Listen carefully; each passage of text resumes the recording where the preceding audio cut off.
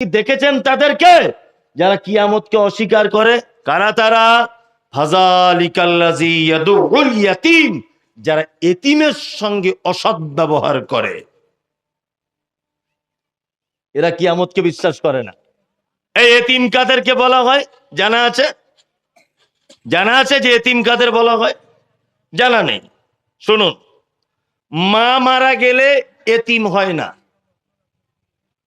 কেউ যদি নাবালক শিশু যৌবনে পদার্পণ করেনি, তার আগে যদি তার পিতা যদি মারা যায়, তাহলে সে এতিম। কি বলছি বুঝতে পারছেন? মা মারা গেলে এতিম হয় না। সন্তান বাপের না মায়ের? কথা বলুন।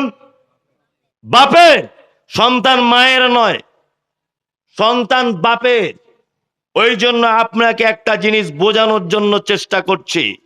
এক, আপনি মারা গেছেন, বেঁচে নেই।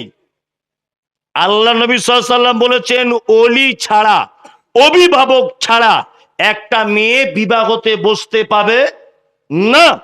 ওলি লাগবে, অর্থাৎ অভিভাবক লাগবে। আপনি মারা গেছেন, আপনার বেটির বিয়ে। আচ্ছা বলুন তো, ওর খালু যদি বলে যে মেয়েটা আমারই, শালির মেয়ে মানে আমারই মেয়ে, ওর আব্বা নেই, আমিই গার্জেন, বিবাহ হবে না। ওর খালু যদি বলে যে আমি গার্জেন, বিয়ে হবে না। বলতে হবে কাকে? ওর চাচাকে। কি বলছি বুঝতে পারছেন? ওর মামা যদি বলে, ওর মামা, যে আমি ওর গার্জেন হব, অনেক ওলামাদের মতামত হচ্ছে এটা, এক কথাতে ওর মায়ের পক্ষের কেউ ওলি হিসাবে থাকতে পাবে না। বাপের পক্ষে থাকতে হবে, ওর চাচা থাকবে, ওর দাদু থাকবে। কি বলছি বুঝতে পারছেন না? তার মানে সন্তান কার? সন্তান বাপের, মায়ের নয়। এতিম, এদের সঙ্গে সদ্ব্যবহার করার চেষ্টা করবেন। একজন লোক আল্লাহ নবী সাল্লাল্লাহু আলাইহি ওয়াসাল্লামের কাছে এসেছেন, এসে বলছেন, আল্লাহ নবী, আমার অন্তরটা খুব শক্ত, নরম হয় না, একদমই নরম হয় না, আমি খুব কঠিন হৃদয়ের মানুষ। বিশ্ব নবী বলছেন, ফিরে যাও, তোমার প্রতিবেশী কোনো এতিম বাচ্চা যদি থাকে, তার মাথাতে হাত বুলিয়ে দাও, দেখবে আল্লাহ তোমার মনটাকে নরম করে দিবে। ওই জন্য তো আপনাকে বলি, দোকানে গেছেন চকলেট কিনতে, আপনার সঙ্গে আপনার নাতি আছে, আপনার পোতা আছে, 4টে চকলেট কিনেছেন, দোকানের পাশেই দেখছেন একটা বাপ হারা ছেলে আপনার পাড়ারই ঘোরাফেরা করছে, একটু চকলেট ভেঙে তার হাতে দেন না, একটু দেন। ও তো মনে মনে ভাবছে, যদি আমার আব্বা থাকতো। এটা ভাবছে কি ভাবছে না? ওই জন্য তো আপনাকে বলি,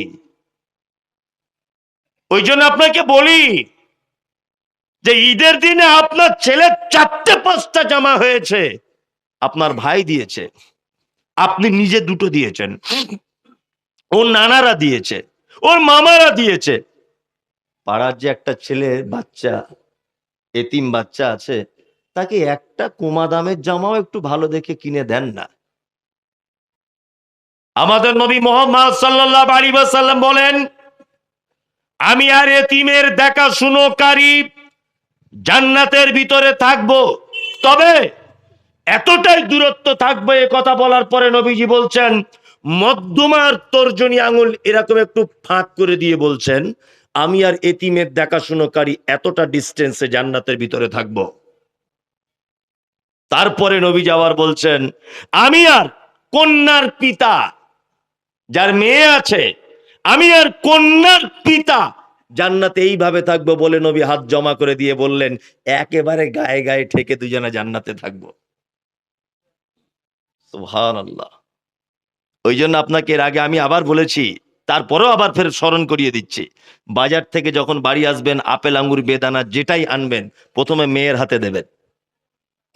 মালদায় যাচ্ছেন, কলকাতা যাচ্ছেন কোনো কাজে, মেয়ের কপালে একটা চুমু দিয়ে যান। আল্লাহ নবী যখন কোথাও বার হতেন, ফাতেমার কপালে চুমু দিয়ে যেতেন।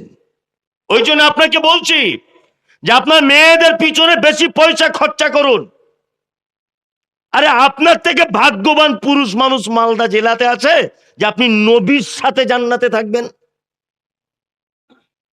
আপনি তার পিছনে খরচা করবেন না? ওই জন্য সবসময় চেষ্টা করবেন বাজারের সব থেকে ভালো মাল আমি আমার মেয়েকে খাওয়াবো, কারণ এর বিনিময়ে এরই অজুহাতে আমি নবীর সাথে জান্নাতে থাকবো। আমাদের সমাজের নীতি আলাদা না? হ্যাঁ, আলাদা না? বেটি হয়েছে বলে মুখের দিকে দেখা যায় না, কত মেয়ের যে সংসার নষ্ট হয়ে গেছে শুধু পরপর 2-3টে বেটি হবার কারণে। অজস্র ঘটনা আপনাকে প্রমাণ দিতে পারি যে শুধু মেয়ে হবার কারণে শ্বশুর শাশুড়িদের শারীরিক পাশবিক নির্যাতনের ফলে এক পর্যায়ে বৌমা সুসাইড, আত্মহত্যা করতে বাধ্য হয়েছে। অনেক ঘটনা আছে সোশ্যাল মিডিয়াতে, দেখতে পাওয়া যায় না? পাওয়া যায়।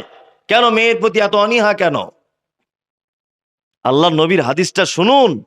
আম্মা জান আয়েশা সিদ্দিকা রাদিয়াল্লাহু তাআলা আনহার কাছে বাড়িতে একজন ভিখারি নিয়ে এসেছে, 2টি বাচ্চা মেয়েকে নিয়ে, কিছু চাইলো। আম্মা জান আয়েশা বলছেন আল্লাহ রসুল বাড়িতে ছিলেন না, আমি একটা খাজুর নিয়ে মহিলাটিকে দিলাম। মহিলাটি দেখলাম খাজুরটা দুটো অর্ধেক ভাগ করে দুটো বাচ্চার ভিতরে ভাগ করে দিলেন। আম্মাজান আয়েশা দেখলেন ব্যাপারটা, নবীজি বাড়িতে এলেন। আম্মাজান আয়েশা নবীজিকে বলছেন আল্লাহ রসুল আজকে আমাদের বাড়িতে এই ঘটনা ঘটেছে। বিশ্ব নবী বলছেন আয়েশা শোনো, কোন লোক যদি তার কন্যা সন্তানকে নিয়ে পৃথিবীতে যদি বিপদের সম্মুখীন হয় তাহলে আমি মোহাম্মদ সাল্লাম আর ওই কন্যার পিতা জান্নাতে এইভাবে থাকবো বলে 2টা আঙুল এক জায়গায় জমা করে দিলেন। আপনি কত ভাগ্যবান বুঝতে পারছেন? 3টে 4টে 5টা মেয়ে হয়ে গেছে, মন খারাপ? কিছুই মন খারাপ নেই। ওমা তাশাউনা ইল্লা আইয়াশা আল্লাহ। আপনার চাওয়াটা চাওয়া নয়, আল্লাহ যেটা চায় সেটাই হয়। হয়তো আল্লাহ আপনাকে ভালোবাসে, এই কারণে আপনার 4টে বেটি দিয়ে দিয়েছে, 5টা বেটি দিয়ে দিয়েছে, আপনি নবীর সাথে জান্নাতে থাকবেন বলে। এর থেকে বড় সৌভাগ্য আর কারো আছে? বলুন আছে? বেটি হয়েছে বলে মন খারাপ করছেন কেন? একদম নয়, আরো আনন্দ করে মিষ্টি বিলান যে আমি একজন কন্যার পিতা। আল্লাহু আকবার। এতিম দেখাশোনা করবেন।